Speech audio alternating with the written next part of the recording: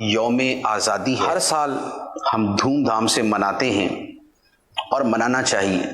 اپنے وطن کے ساتھ سب کو محبت ہوتی ہے، اور ہمارا وطن تو الحمدللہ اسلامی جمہوریہ پاکستان ہے۔ اس کے نام کے اندر بھی اسلام شامل ہے۔ اس کے بننے میں بہت بڑا فیکٹر، بلکہ سب سے بنیادی فیکٹر جو تھا وہ اسلام تھا۔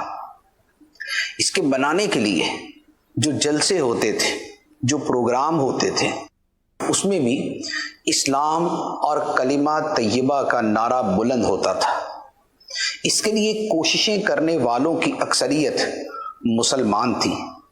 اس کے بنانے کا مقصد بھی یہ تھا کہ اسے جہاں پاک لوگ رہتے ہیں، گلستان وہ کہ جہاں گل ہو پھول ہو، پاکستان وہ کہ جہاں پاک لوگ ہوں اور جہاں پاکیزہ لوگ بستے ہیں۔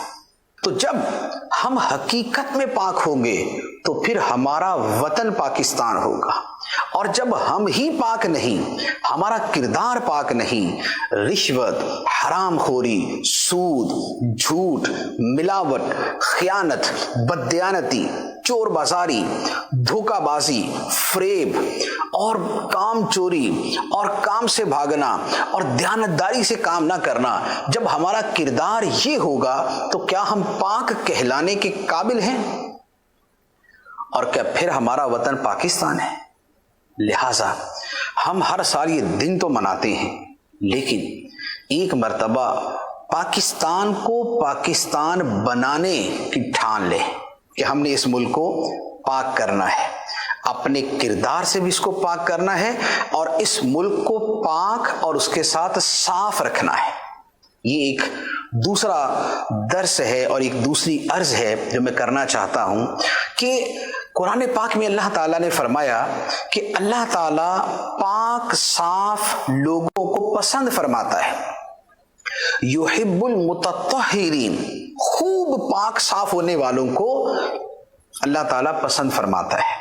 پاکیزگی اسلام کی بنیاد ہے، پاکی اسلام کا بنیادی حکم ہے، صفائی اسلام کی نشانی ہے، صاف ستھرا ہونا اسلام کو پسند ہے، نظافت پر ہمارے دین کی بنیاد ہے، نظافت ہمارے خدا کو پسند ہے، ہمارے نبی صلی اللہ تعالی علیہ وآلہ وسلم صفائی کو پسند فرماتے تھے۔ دین اسلام کے احکام میں قدم قدم پہ صفائی کا حکم ہے۔ جمعے کے دن غسل کرنا، ہر نماز کے لیے وضو کرنا، ہر وضو سے پہلے مسواک کرنا، سونے سے اٹھنے کے بعد مسواک، سونے سے پہلے آخری کام مسواک کرنا، عطر لگانا، خود کو معطر اور معمر رکھنا، اپنے کپڑوں کو صاف رکھنا، اپنے بالوں کا اکرام کرنا، سرما لگانا، یہ ساری کی ساری چیزیں کیا ہیں؟ یہ صفائی، پاکیزگی، یہ طہارت کی علامتیں ہیں۔ جب یہ سارے احکام ہیں تو کیا ہمارے گھر صاف نہیں ہونے چاہیے؟ کیا ہماری گلیاں صاف نہیں ہونی چاہیے؟ کیا ہماری سڑکیں صاف نہیں ہونی چاہیے؟ کیا ہمارا وطن صاف نہیں ہونا چاہیے؟ لیکن افسوس یہ کہ صورتحال بالکل مختلف ہے۔ صورتحال مختلف ایسی ہے کہ جسے افسوسناک کہا جائے تو شاید وہ پوری جو حالت و کیفیت ہمارے ملک کی ہے وہ اس میں آتی نہیں۔ ہمارے گھر صاف نہیں، ہماری گلیاں صاف نہیں ہیں، ہمارے محلے صاف نہیں ہیں، ہمارے گراؤنڈ صاف نہیں، ہمارے پارک صاف نہیں ہیں، ہمارے تفریحی مقامات صاف نہیں ہیں، ہمارے شہر صاف نہیں ہیں، بڑے سے بڑا شہر، چھوٹے سے چھوٹا شہر، گٹر ابل رہے، کچرا ہم جہاں پر ہمارا دل کرتا ہے ڈالتے ہیں، اوپر سے جو ہے وہ کچرا پھینکا، اس کی تھیلی پھینکی، گلی کے اندر بکھیر دیا۔ کوئی صفائی، یوں کہہ لیں کہ جیسے صفائی کے ہم دشمن ہیں۔